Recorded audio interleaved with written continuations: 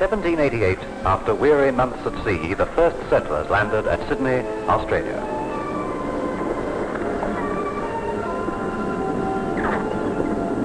The cries of seagulls and the pounding of waves on the barren rocks was their only welcome. The tracks of wild birds, the strange ceremonial grounds of the nomadic Aborigines. The smoke of a distant campfire were the only signs marking a place for habitation. A land wild and beautiful stretched before their eyes, but a challenging land, unyielding and unconquered. And on the shores of a sheltered cove, the settlement of Sydney town was born. The first tracks were made by the feet of the early settlers.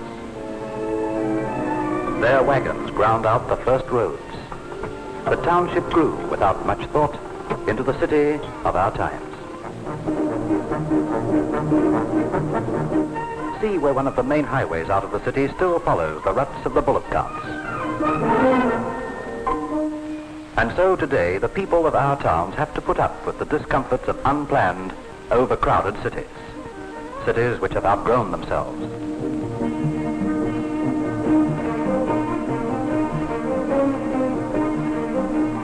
More fortunate by contrast, Melbourne developed along the pattern of broad streets set by the Surveyor General Robert Hoddle. But here too, narrow side streets are choked with traffic supplying the needs of business houses.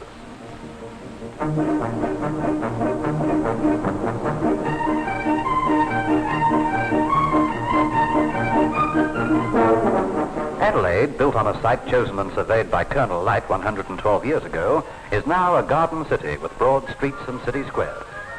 But Colonel Light could not foresee the invention of the motor car and the problems it brings to city streets. The problem of traffic is common to all our cities.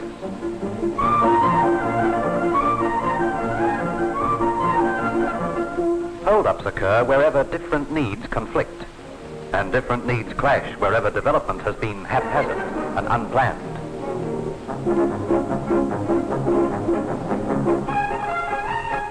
Piermont Bridge, Sydney, might have been built to prove this point. Trucks laden with goods from wharves and railway marshalling yards surge across the bridge. Here they join the stream of cars and buses transporting workers to shops and offices. Everyone is affected by the layout of a big city, the child and the housewife, as well as the shop assistant, the factory worker no less than the businessman. Congestion, noise, being pushed around, frustration, these are the evils that beset people in our large and unplanned cities. Some psychiatrists believe such conditions may bring patients to their waiting rooms. At the very least, they cause bad temper and fatigue. You can see it written on their faces.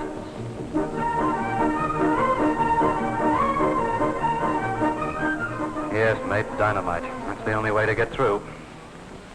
What would you give, lady, to get home in 5 instead of 50 minutes? Today, these problems are being vigorously attacked by town planners all over the country. Our cities, as they are, need many changes. Our cities, as they will be, need careful planning now. Australia's biggest planning project is the Cumberland County Council plan for Greater Sydney. 55,000 people saw the council's recent exhibition showing its master plan of Sydney 50 years ahead.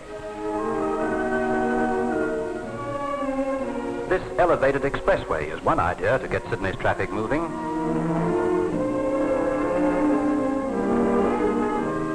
At least 50 schemes where planning has become a reality are already underway throughout Australia. Brisbane and Hobart have their master plans, and scores of housing commission projects are taking shape in most states. New places to live, work and play in are being built, worthy of tomorrow's citizens, our own children, as well as the new Australians who will be coming in their thousands to these shores. Fine new schools are going up. Roads built to carry heavy traffic.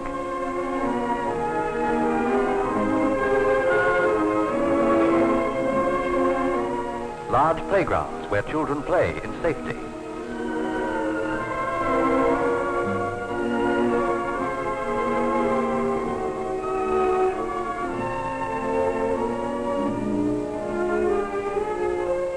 The factories in new surroundings, separated by trees and parklands from the workers' homes. But it's no use pretending that new cities can be built overnight. The past and its grim works are with us still, and thousands are forced to live in cramped and somber houses in our boundless sunny land.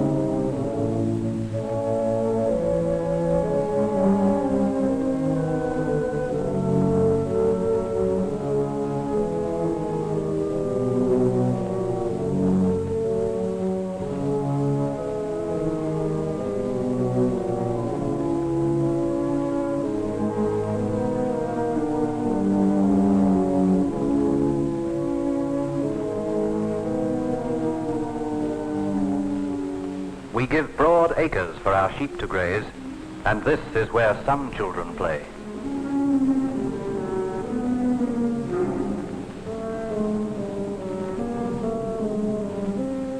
Sydney harbour fronts, the natural recreation grounds, have become cluttered up with flats and private homes.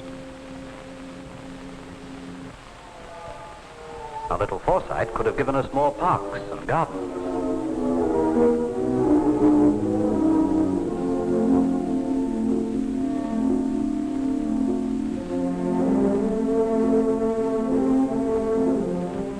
But we have one city that was built according to plan from the very beginning, Canberra. It was designed by an American, Walter Burley Griffin, winner of a worldwide competition.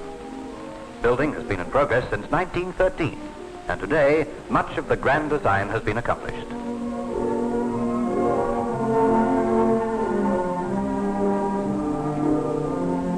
Well-spaced shopping centres.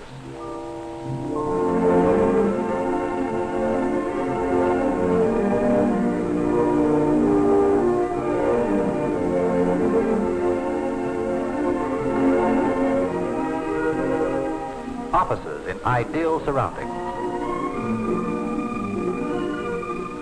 Beautiful schools. Comfortable hostels for workers.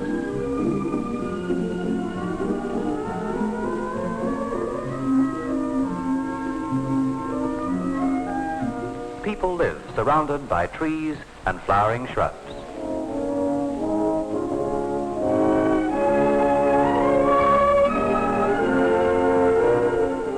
Most of our cities have a lovely natural setting.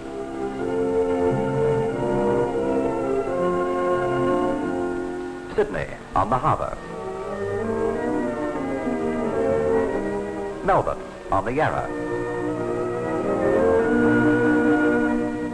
Adelaide in the hollow of its hills. Hobart between Mount Wellington and the sea. Brisbane in the tropics. Perth among its graceful gardens.